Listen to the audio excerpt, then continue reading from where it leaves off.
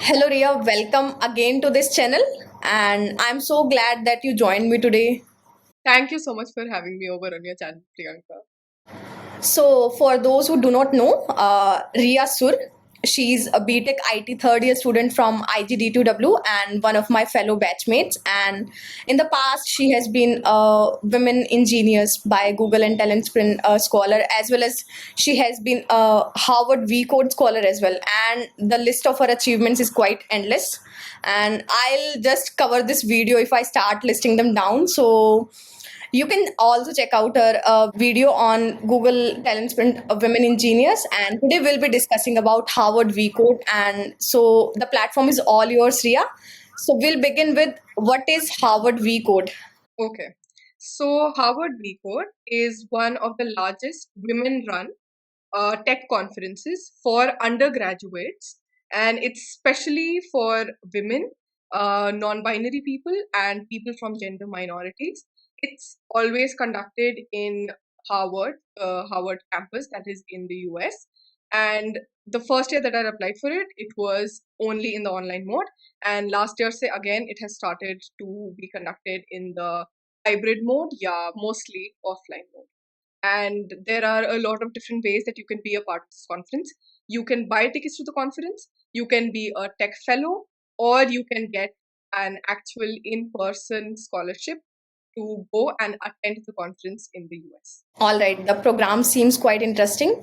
So, who all can apply and why should we apply? Like, what benefits and perks we'll be getting if we are selected as a Harvard WeCode scholar? Like, you have been one in the past. What benefits did you get from it? So your question was, who all can apply? And my answer would be all women in STEM who are undergraduates. So people in their first, second, third, fourth year of BTech, they are all applicable. Anyone who has interest in technology can apply for this program. And why should we apply? Because there'll be sessions where you will be able to interact with people from the industry that you probably won't get to experience otherwise. Harvard is one of the most well established universities in the world, and they have a lot of notable alumni and they have a lot of connections, and you'll be able to experience all of this during the 2 day conference that they will have on their campus.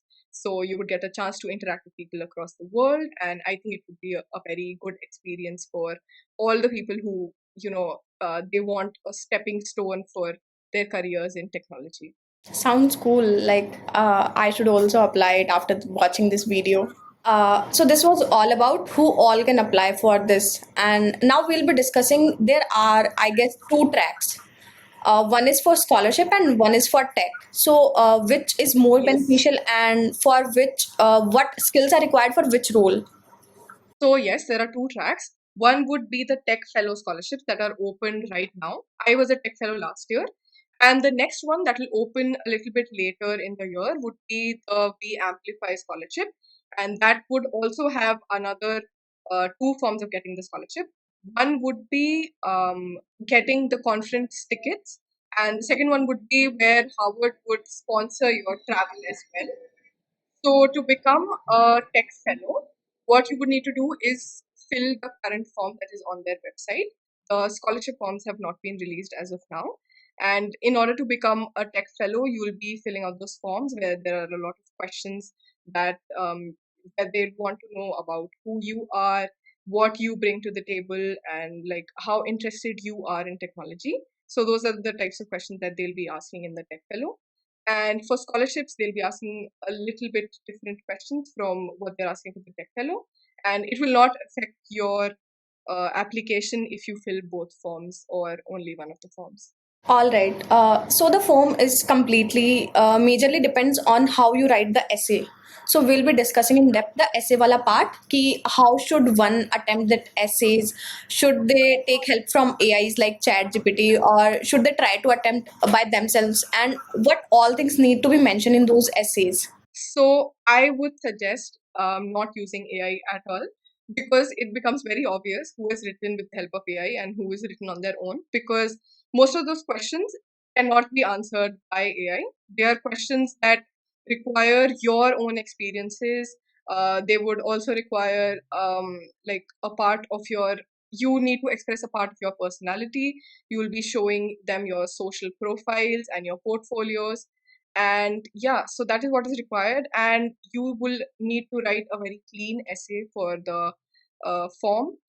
Get it reviewed by seniors, people who have attended conferences like WeCode or Grace Hoppers. Any of those seniors would be, they would, I think they'll be the right people to guide you in writing those essays. And yeah, I think that's about it. All right. So this was all about like how to write the essays, and is any tech knowledge, coding knowledge required to apply for Harvard WeCode? Like most of the people in the first year do not have so much knowledge about BSc and coding, so they are very confused. Should they apply and should they not apply without any knowledge of coding? So for this conference, no tech stack is required, and all you need to be able to do is to show that you are excited for opportunities in technology. The entire conference is based around this idea that they want to encourage more women in the technology space. So you will be getting a chance to network with people from across the tech space, and there'll be companies such as Bloomberg, JP Morgan, Infosys, etc., that will have their representatives over there. You will be able to talk to them and understand their perspective, because they've been part of the tech world for a very long time. They're very experienced. And as this will be one of the first few conferences that undergrads will be attending, so don't take this uh, as a competition. Take it as a launch pad for your career, and take it as an opportunity to understand how the tech world works, and how you can contribute to it. So, Ria, do you have any previous questions that you would like to share with us all, and how to frame answers for those? If you have, if you wish to share that. Yes, definitely. So, how should we start preparing for the WeCode application? First of all, you should have a very uh, clear essay that is describing yourself. You should get it reviewed, like I said, from your seniors. And after that, you need to be truthful in that essay. Experience definitely matters, and it will give you an edge above others. So, I remember having written about my interest in drone technology and Internet of Things, that is IoT, and I had based my essays around that. So that is what made my essay really, I think, stand out. And I'd spent a lot of time writing that essay and reviewed it multiple times, gotten inputs from my parents and my seniors and my peers. So yeah, make that essay a reflection of yourself and show them, let this be a window to your world for people who are reviewing your essays, because they don't know you, they've never seen you, they don't know your personality. So let this essay be a very natural way of introducing yourself to people who will be reviewing your essays. The examples were quite good. Like in the very first year, you wrote about Internet of Things and drone technology. That was way too much.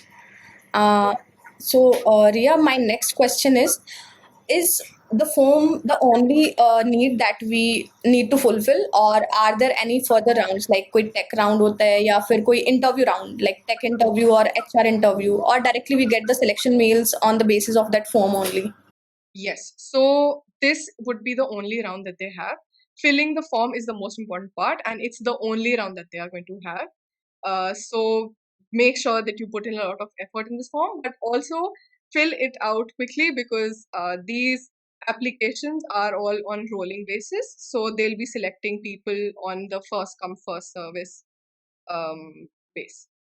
Okay, so no interview rounds and nothing to worry, just a single form, and your essays would decide would you be selected and not. All right. So, like you have been part of Women Engineers by Google as well, and like Harvard WeCode was before this. So, do you think Harvard WeCode played some vital role in your selection in Women Engineers by Google and Talent Sprint? Like, did it add something to your resume and personality? Yes.